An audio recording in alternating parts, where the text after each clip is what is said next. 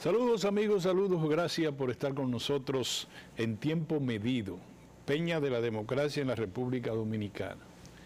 Bueno, hemos estado en esta semana muy activos. El lunes trajimos a Charlie Núñez, que habló a nombre de la candidatura de Francisco Domínguez Brito del PLD. Y el martes trajimos al doctor Ciliés Ruiz, un distinguido neurólogo de mucha preeminencia médica en el país.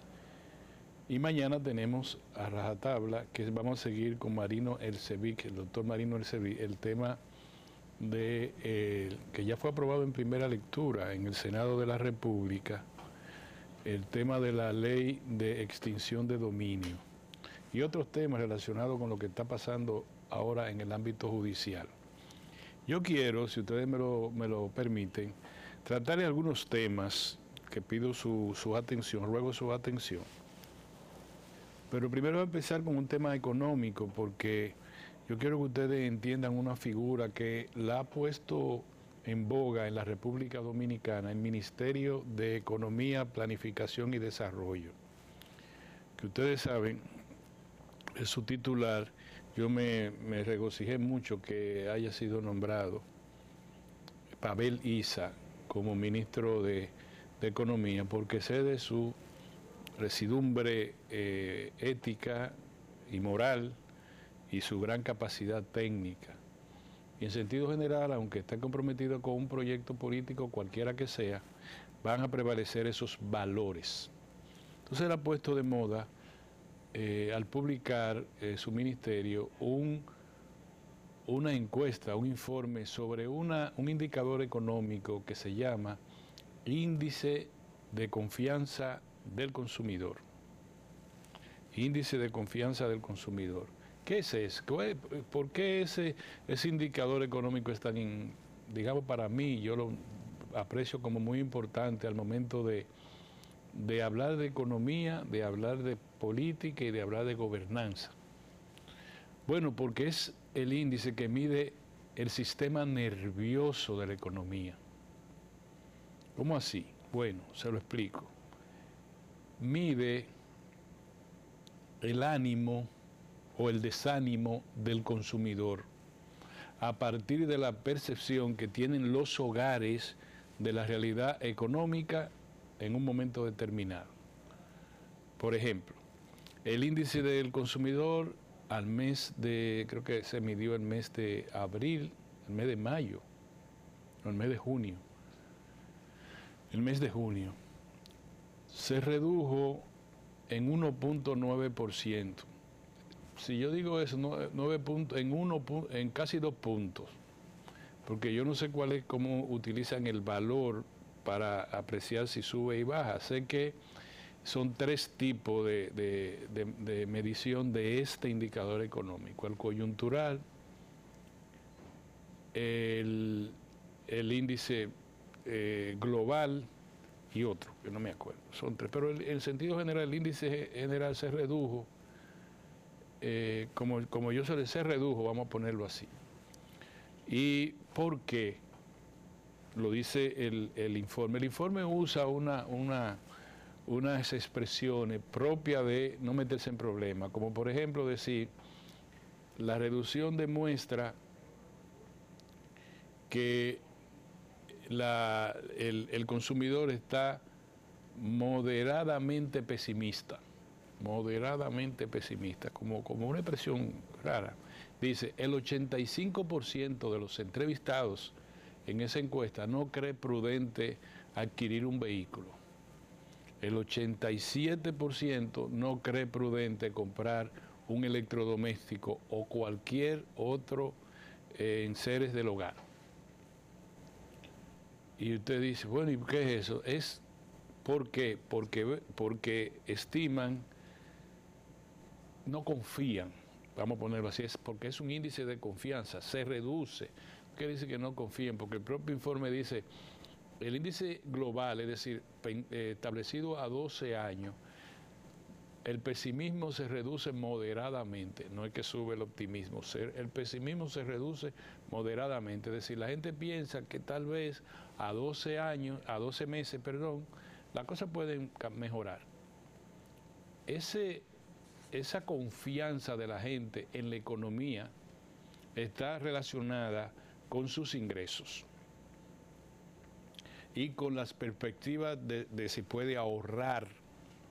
Entonces, ¿qué ocurre? Que sus ingresos, el salario real en la República Dominicana en los últimos 2 años se ha reducido en un 10%. Lo dice un informe, a propósito que el presidente dice, nos remite siempre a los organismos internacionales. Bueno, este lo dice la CEPAL, la Comisión de Estudios Económicos para América Latina, que tiene su sede en Chile, hizo un estudio y dice que en República Dominicana, en Bolivia, en Perú, creo que en Panamá, el salario real de los trabajadores se redujo en un 10% en los últimos 2 años. Pero además, la gente cree que no hay posibilidad de ahorrar. Entonces, ¿por qué ese índice es importante? Ese es el indicador, es un hilo, yo lo llamo así, un hilo, que es el que divide la percepción de la realidad. ¿Cómo usted percibe la realidad? Los gobiernos, no solo este gobierno, los gobiernos obviamente dicen la cosa va de bien a mejor. Generalmente ese es el discurso de los gobiernos. La oposición dice la cosa va de mal a peor. Ese es generalmente el discurso de la oposición política. Entonces lo que queda es ese hilito de la gente que dice entre lo que es la realidad y lo que yo percibo que es la realidad, la confianza que yo tengo del momento económico que vive el país. Y ese índice de confianza se ha reducido en República Dominicana, pero como consuelo de muchos puede ser consuelo de tontos, también se redujo en los Estados Unidos. Y también se redujo en toda Europa, porque ese es el mundo de hoy, que es lo que yo tengo muchos meses llamando la atención. Que una cosa es el discurso y otra cosa es la realidad. Sí, tenemos un control de precio, el pollo debe estarse vendiendo en granja 42 pesos para que llegue a 72 pesos a la gente. Usted va a donde está el sitio y no es así. Las matemáticas no siempre fluyen como tal en materia de precios. Y más, usted dice, hemos incrementado el empleo en tal y cual cosa. Tampoco es así en términos de percepción de la gente. Quizás, digo yo, pueda ser en términos reales así. ¿Qué cosa es real en la economía dominicana? Es real que la economía dominicana es resiliente, es decir, soporta, no está todavía en el umbral de una crisis que ponga en juego la gobernanza o la estabilidad política o social de la República. No es verdad, yo no le puedo decir que eso no es verdad. ¿Por qué? Por lo que hoy dijo el Banco Central y ha venido señalando en sus sucesivos informes. La remesa de los dominicanos fue de 4.800 millones de dólares, sumaron en el primer semestre. Y estima que al final, porque los dominicanos mandan más dinero a sus relacionados, familias y relacionados, con motivo de las navidades, de fin de año, etcétera, apertura del año escolar, etcétera, va a llegar a 10.000 millones. 10.000 millones de dólares solo por remesas. Que las exportaciones son 12.000 millones. El 80 y tanto % corresponden a zonas francas, que ustedes saben que es un régimen especial de manufactura que solo se queda en la República Dominicana los dólares que se emplean para adquirir bienes internos, para pagos de compromisos, luz, agua, etcétera, y porque no pagan impuestos, y para pago de los trabajadores. Las zonas francas tienen, el don principal es generan empleo, y el segundo don principal es que aportan a la economía en moneda fuerte en la medida en que se adentran a adquirir materias primas locales. Y ya. Entonces el 87% de esos 12.000 millones de dólares generados en exportaciones corresponden a zonas francas.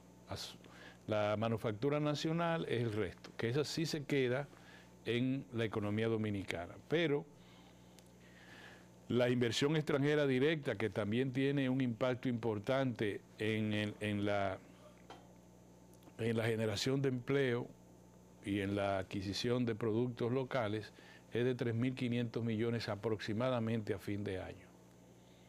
Y el turismo está a la par con las remesas. Pues probablemente nosotros tengamos 8.000 millones de dólares en inversión en turismo. El turismo es transversal, el turismo moviliza toda la economía, incluido la construcción.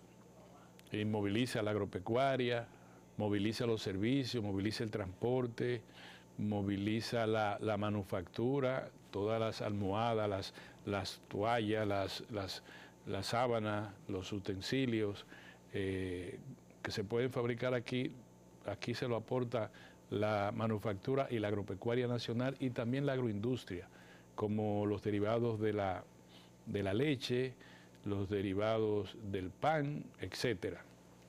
Entonces, eso hace a la economía resiliente. ¿Por qué?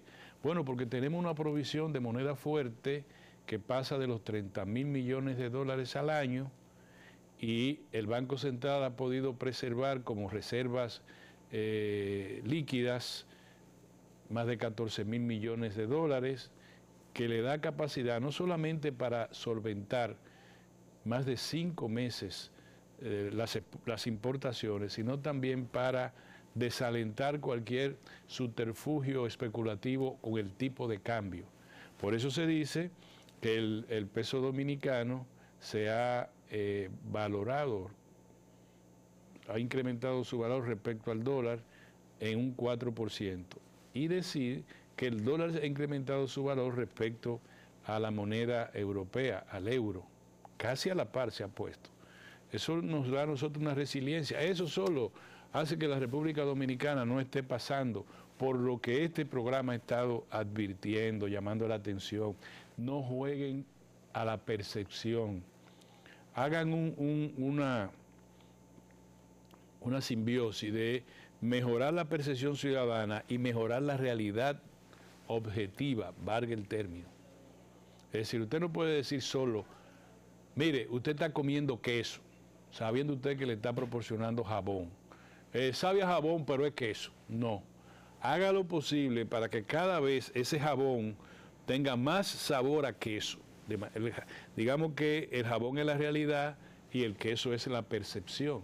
El índice de confianza del consumidor se refiere a la percepción que tiene la gente, el nerviosismo que puede expresar el consumidor, de decir, yo no me voy a meter en un préstamo, yo no voy a comprar una casa, yo no me voy a meter, no puedo comprar un carro. Y eso quiere decir que la economía no va a caminar si los consumidores no confían en que la economía está estable o está en camino a estabilizarse. Ojalá que ustedes me hayan entendido, yo espero haberlo explicado de la mejor manera. Un tema que tampoco yo domino a plenitud. Pero sin embargo, lo que le he dicho está cónsono con la razón. ¿Por qué el índice general de precios es el que determina el nerviosismo o la seguridad que pueda tener, la confianza que puedan tener los consumidores? El término es los hogares, porque no es ni por un consumidor, lo miden por el hogar, o sea, por los integrantes de un hogar. Entonces, ¿por qué? Bueno, porque ese es el punto que hay que analizar al momento de decir, yo estoy caminando hacia la realidad del Ecuador, o yo estoy caminando hacia una situación como la que vive Costa Rica, de relativa calma, o Panamá. Panamá tiene ahora mismo manifestaciones importantes. El Ecuador tuvo violentas manifestaciones. En Perú hubo manifestaciones. En Sri Lanka se fue el presidente y se fue el primer ministro. Y en Asia hay convulsiones generadas por la crisis económica. Una crisis económica que no tiene una crisis generada de un conflicto bélico que no tiene salida a la vista. Entonces dice el ministro de Industria y Comercio, nosotros vamos a proveer subsidio mientras tengamos un aliento de vida, algo así. Es como usted decir, ese paciente lo vamos a mantener con una droga especial que lo mantiene activo. Una droga que usted lo mantiene ahí, al mismo tiempo que está tranquilo, está despierto.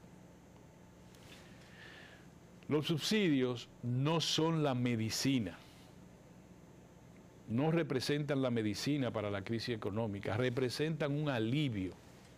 Entonces no es hasta que Colón baje el dedo del Parque Colón, no.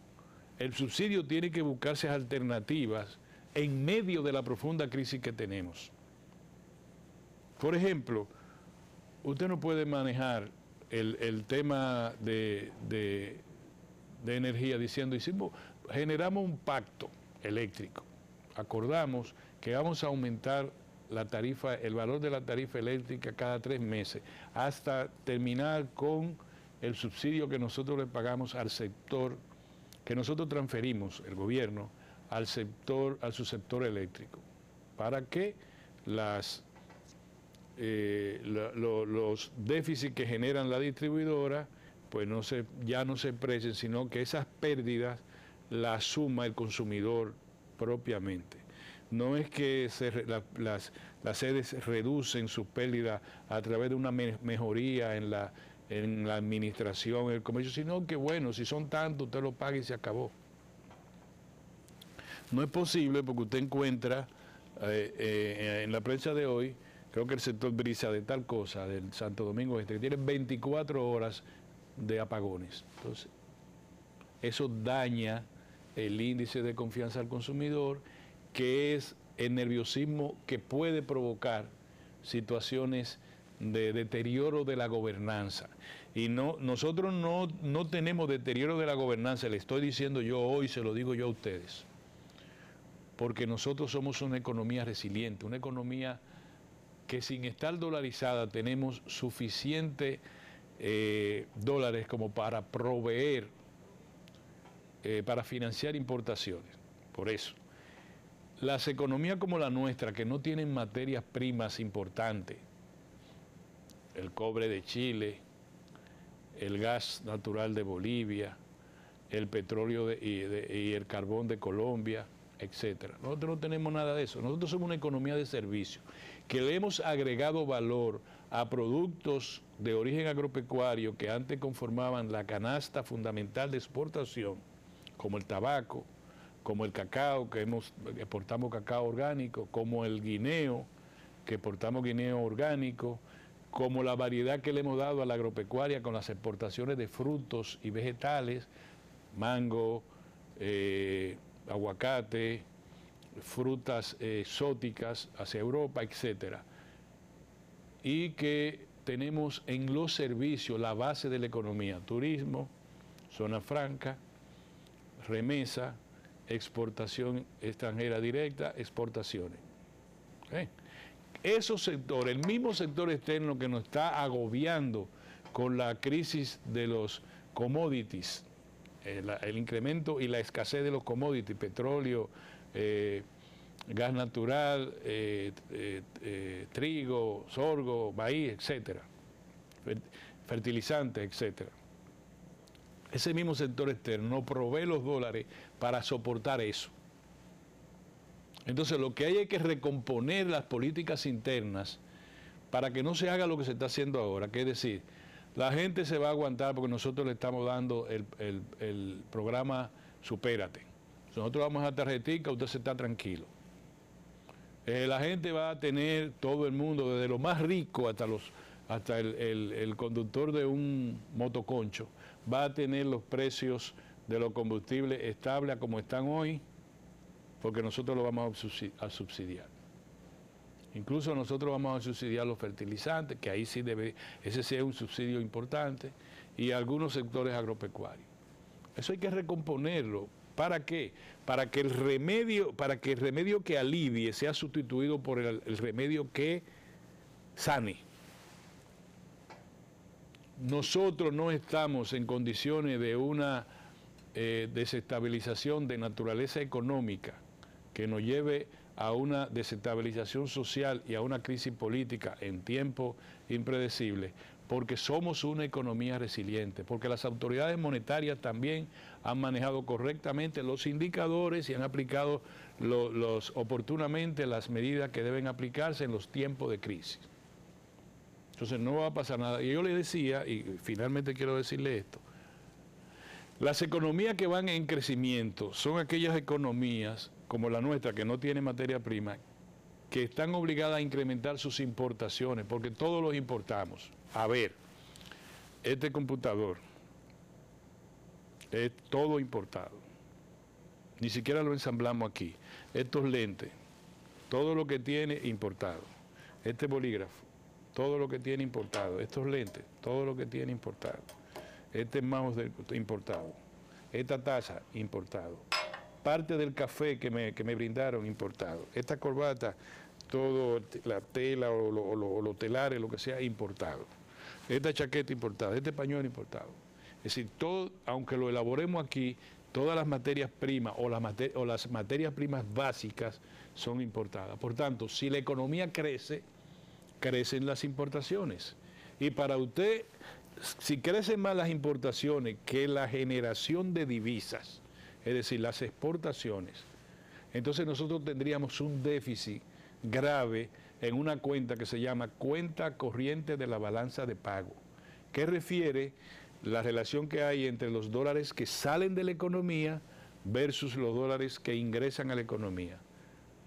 Nosotros tenemos que emplear, salen de la economía dominicana muchos millones y millones de dólares en importaciones, porque la economía dominicana ha crecido en los últimos 25 años entre 6 y 7% en promedio del PIB. Eso quiere decir que nosotros hemos avanzado y quiere decir que si avanzamos tenemos que generar dólares para comprar todo lo que nosotros queremos, vehículos, el material de construcción, todo lo que queremos, todos relojes, todo. Entonces tenemos que tener dólares para eso. La economía lo genera por otra vía, que son lo que yo les señalé.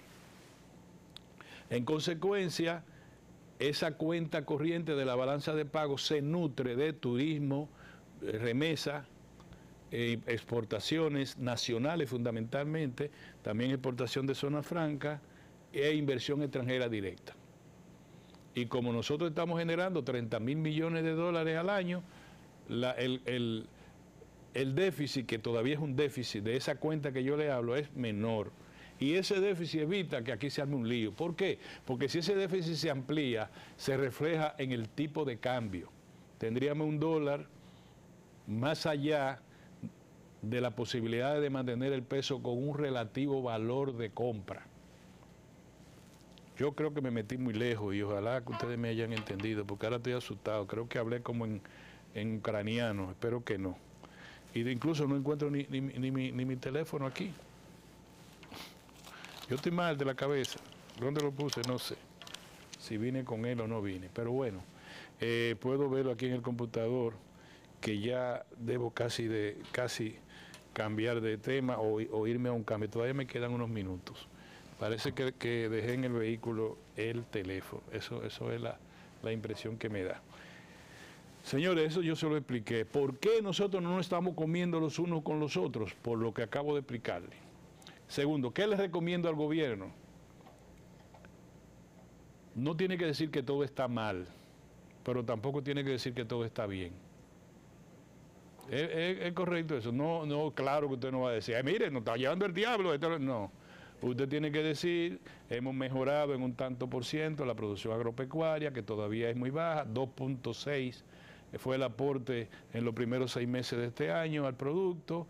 hemos focalizado que los productos básicos que debemos promover con subsidios y con inversiones y equipo y nuevas variables de semillas, que sé yo cuánto, son tales y tales y tales. Hemos logrado tal cosa y tal cosa, pero de ahí a usted creer que estamos en Suiza, somos los primeros en el mundo, nos pusieron los primeros en el mundo en tal cosa, sí es verdad, somos los primeros, de los primeros en el mundo en vacunación, pero ya, cálmense, ¿verdad? Todo el mundo habla de la resiliencia de la economía dominicana, va a crecer un 5%, el presidente Abinader dijo, yo tengo la esperanza de que crezca un poquito más. Yo digo, ojalá, presidente, pero yo, mire, 5 es mucho, está bien, 5. Ojalá crezca más. ¿Ustedes saben por qué? Porque la economía en tiempos de crisis debe crecer alrededor de su potencial. Eso quiere decir que si usted recibe, usted va aumentando su participación en la sociedad con sus inversiones, porque usted está recibiendo, está creciendo 5% todo lo que usted tiene invertido en la sociedad. Porque eso es la capacidad que usted tiene, los equipos de trabajo, el local. Pero si de repente a usted le llegan, en vez de 5, le llega 10, usted está por encima del potencial, usted tiene problemas para conseguir materia prima. Si usted, por ejemplo, elabora yaniqué, que bueno, ¿verdad? Tengo que comprar mucho más harina de la que yo tenía con mi suplidor, tengo que buscar más empleados. Entonces, es mejor que usted vaya creciendo conforme a su potencial. ¿Cuál es el potencial de la economía dominicana? Para que la economía dominicana no se atragante la garganta con un crecimiento de un estrambótico. Bueno, el potencial es entre 4.9%, 5.5%. Si es 6, está bueno. Ahora, cuando es 7, entonces vienen enfermedades que causan ese factor. Inflación o encarecimiento, qué sé yo, muchísimas cosas que pasan alrededor del que está bien, del que le da diabetes y cosas por estar comiendo mucho y comiendo mucho cangrejo y cosas de esas, o langosta. Eso es lo que pasa. Vámonos a un cambio, señores, para no mezclar una cosa con la otra. Ojalá, yo ruego a Dios que ustedes me hayan entendido. Yo ruego a Dios. Nos vemos en un momento, señores.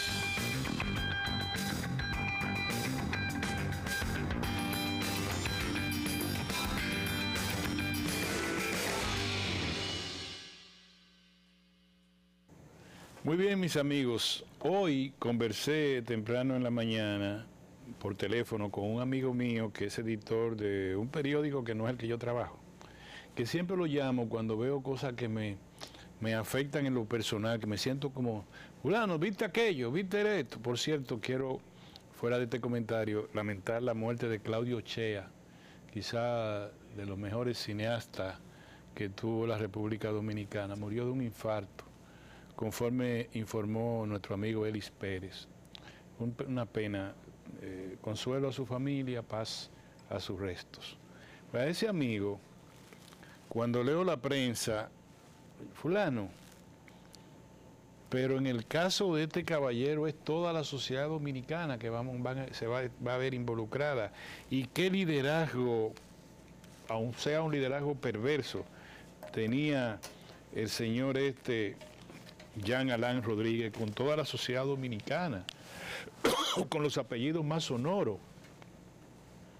Él me dice, eso tiene que ver con el presupuesto que manejó. Pero incluso yo traje, lo que hablé con él, quisiera recrearlo con ustedes. Ahí hay gente que están involucrada, que uno tiene también que ser muy realista, y yo quisiera hacerlo. Lo digo porque tengo amigos ahí y amigas, de gente que ha trabajado toda su vida. Yo no voy a mentar nombre para que el morbo no siga caminando, pero yo tengo, por ejemplo, una amiga ahí, mencionada ahí, su familia y cosas. Y yo digo, pero ven acá, yo la conozco, cuando inicié el periodismo, ella inició trabajando y siempre ha sido una mujer trabajadora en todas las áreas de mercadeo, de todo eso, y en las áreas relacionadas con turismo. Y siempre está activa y siempre trabaja. Usted quiere saber del área que está, tiene que hablar con fulanita, ni doña fulanita, que es amiga de nosotros. Y le hablo, bueno, Orión, entonces tu contra. Y yo digo, ahora, después, cuando venía hacia el canal, digo, pero hay que reflexionar también, no todo, nosotros no tenemos que por donde siga la caravana, ver la cosa. Yo quiero decirle que yo no conozco, yo tengo una vida ya bastante avanzada, nada tan perverso como todo lo que se atribuye al señor que encabeza este encartamiento penal criminal. No creo. No creo que nadie pueda superarlo. Pero yo le doy el derecho a la presunción de inocencia. Pero yo no creo que nadie pueda superar tanta perversidad. La verdad que uno pasa por consternarse, pasa por asquearse, pasa por enfadarse. Demasiado, hombre, contrario, demasiado. Esa es una. Entonces, he visto en mi oficina, he tratado un par de casos de gente que está, no es que me contratan para nada, sino que me llaman. Yo actúo en el manejo de crisis reputacionales de empresas, crisis reputacionales corporativas, la empresa. Me he especializado en eso y tengo algunos casos, pero de lo que hablo es amigos. Entonces, por lo menos 2 amigos me estremecieron porque lo conozco, sé cómo trabajan. Pero yo le voy a decir a usted una cosa. Ahora vamos a sincerizarnos nosotros. Vamos a ver. Que viene una persona que lo mandó o que tiene en poder en la Procuraduría General de la República de ese entonces y me dice que en los equipos tales, cualquier equipo, que yo represento, que yo produzco, que yo mercadeo, que yo comercializo, lo que ustedes quieran.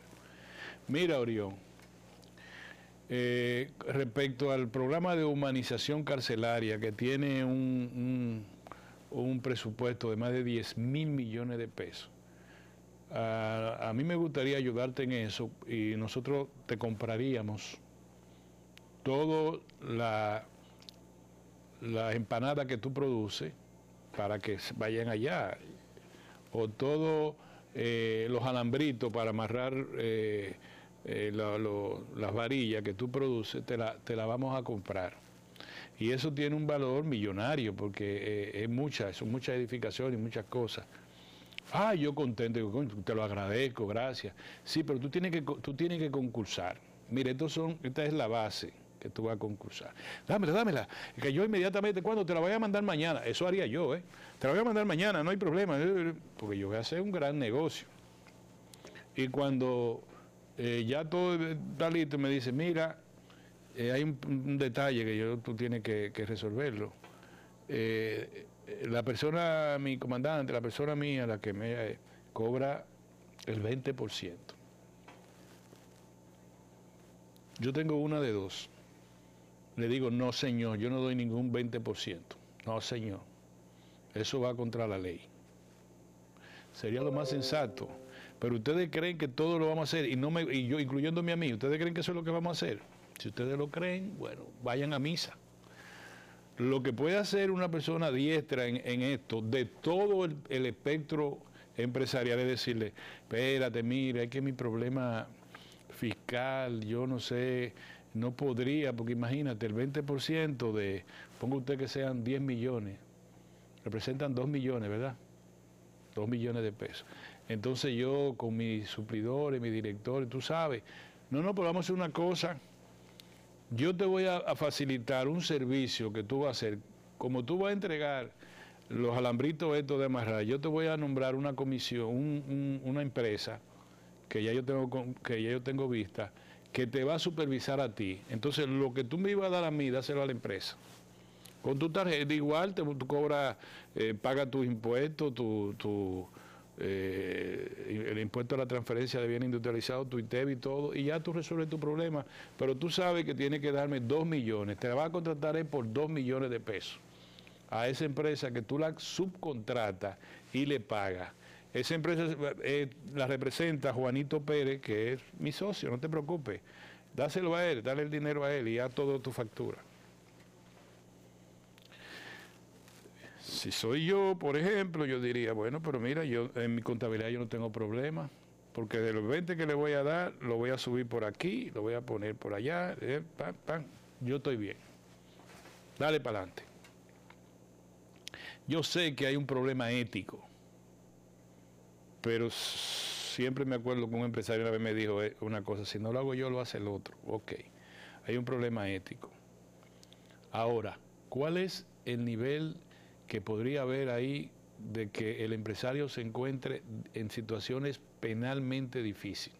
En situación penalmente difícil. Bueno, si le dicen, mira, así nosotros vamos a hacer un chanchullo y cuando tú postules en el concurso que vamos a hacer, seguro va a ganar tú. Porque el chanchullo que estamos haciendo, tú lo que tienes que decirme es tal cosa, tú lo que tienes que ponerme esto más alto y va a ser más bajo o más bajo, y que yo esté consciente de eso. Entonces yo me estoy involucrando en un ilícito penal.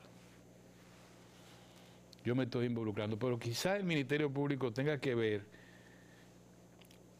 si había una intención delictuosa, criminal, de algunos de los suplidores. Porque tampoco es así, tampoco nos vamos a volver locos. Sí es verdad, parece que ha podido demostrar el Ministerio Público que había un conciliábulo criminal primario, muy bien orquestado, de una mente malediciente, qué sé yo cómo decirle, una cosa terrible, que hasta el papel de baño había que buscarle los cuartos, y que estaban los cuartos que eso mandaba madre, y que le daban por un lado y que le daban por otro. Y hay muchas familias que tenían a hijos con emprendimientos, jóvenes. De verdad, lo que le estoy diciendo, eso es lo que duele, que cayeron en la pata de los caballos. Ese por un lado, pero por otro lado, sí ya el empresariado dominicano, a partir de esta experiencia, el empresariado dominicano que está caminando, creo que a la tercera generación, ya no a la segunda, porque había la primera, el abuelo, luego el padre, y ahora están los hijos en las empresas. Y en algunas empresas están los nietos. Tendrán que reflexionar esto. Esta experiencia le debe llamar la atención de que jamás debe hacer eso. Pero quien tiene que prevenirlo es el Ministerio Público y los órganos que tienen que ver con la fiscalización por orden de la por el lado de la DGI, por el lado de los mecanismos que tienen Cámara de Comercio, qué sé yo cuánto, todas esas cosas.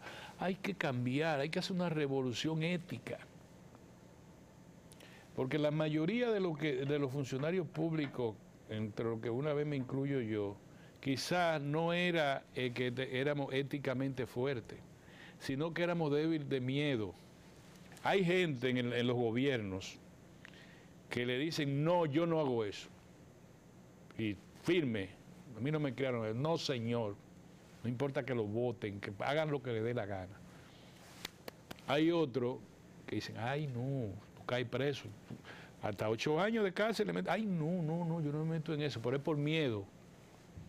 Pero ambos tienen un efecto positivo, usted coge miedo y el otro tiene la residumbre de decir no.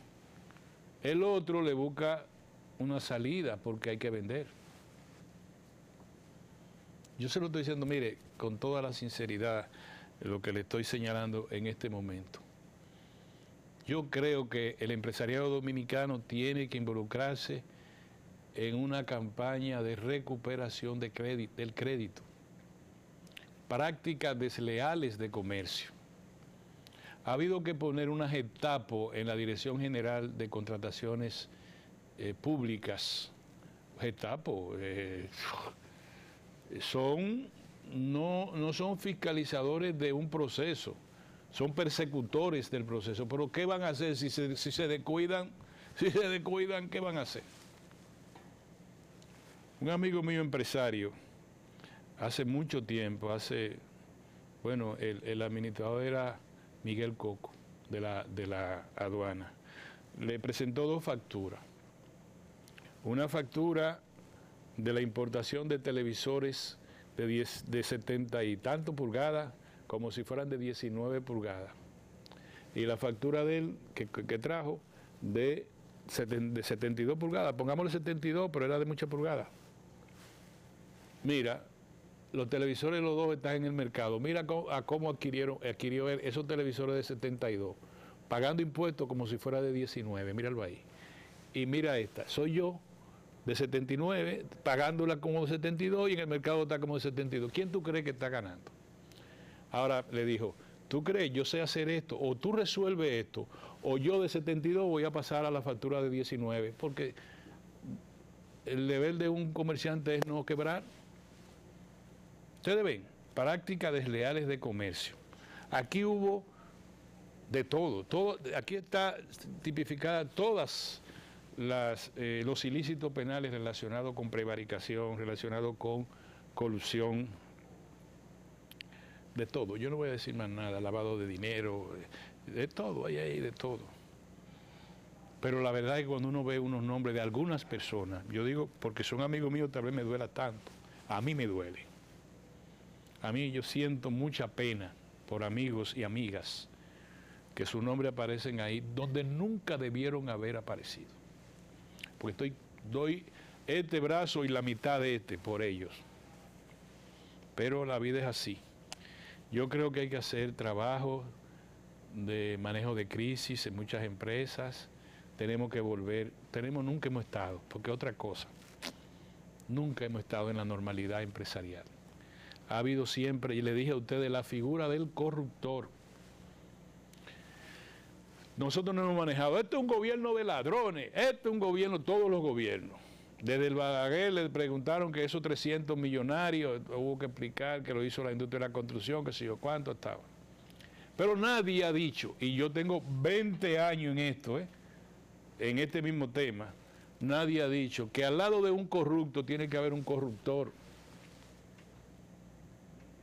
Lo que pasa es que los corruptores van a misa los domingos, se lo dije también. Van a misa que tengan acondicionador de aire. Y utilizan el pasillo para llegar a Dios como pasarela para exhibir su lino y su seda que obtuvieron de mala manera. Y cuando aportan 2,000 pesos al cambombito que dan en la iglesia, lo tiran así, y esos 2,000 pesos van bajando en cámara lenta. Dijeron, ya, Dios me perdonó todos mis pecados esta semana. Y usted da 50 pesos, 25 pesos callado, cuando pasa lo pone así, así mire, y lo suelta abajo, para que nadie vea, pero ahí Dios como que dice, Dios muy poco, todavía tú no estás perdonado. Así no. Hay que hablar con San Pedro. San Pedro, mira, hay un problemita ahí en la entrada que están cobrando a uno que deberían pagar más, nada más le están cobrando 2,000 pesos. Y a los otros no lo dejan entrar porque nada más tienen 10, 20, 100 pesos, a verdaderos cristianos. Entonces, eso tenemos que cambiarlo. Primera generación se fajaron. Otro amigo mío, que no menciono su nombre, ponía a los hijos a recoger los granos de habichuela en su, ¿cómo le llaman eso? En su almacén de provisiones. Y todos los días en la tarde recojan los granos de habichuela, cuando tenían en una funda. Ahora vayan y pésenlo. Papi, 1 libra y 3 onzas. ¿Cuál es el valor de la libra de habichuela? Tanto. Eso no ahorramos, échenlo al saco. Así enseñaron a sus hijos a trabajar duro. Y cuando yo le compré la bicicleta a Kirsi, que era una niñita, la bicicleta me costó 80 pesos. En la distribuidora Corripio, y voy ahora sí a hablar de eso, yo la fui a comprar cuando eso no se le podía decir a los niños, que no eran los reyes, que sé yo cuánto, que esto y lo otro, que eran los reyes. Yo voy, y en una intención de que me rebajaran, al efecto me rebajaron, me costó 80 pesos, parece que estaba valorada en 100 pesos. Estamos hablando de las 3 de la mañana, ahí estaba padre y los 2 hijos trabajando, para que lo sepan. no estaban en despachos de funcionarios buscándosela. Los viejos enseñaron trabajo. Los hijos se manejaron más diplomáticamente con los gobiernos, con las empresas. Y los nietos no pueden caer el nombre de la familia a causa de percance que ni ellos mismos saben. Ellos no conocen ni siquiera el Código Penal. Ellos saben que hicieron un buen negocio. Ahora, el nivel de perversidad que tiene ese expediente no lo podemos ocultar. Dejémonos de pendejadas, señores. Ya. Hay que decirle al partido que estaba en el poder que tiene que reflexionar y hacer profunda autocrítica sobre descuidos en ese aspecto. Y hay que decirle a este gobierno que eso se pega mucho más que el COVID-19, que de hecho le llegó a este gobierno, que esa es una epidemia, que a nosotros, a mí me puede pasar, a usted, eso es una epidemia. Lo único que tenemos que decir, donde hay un corrupto hay un corruptor.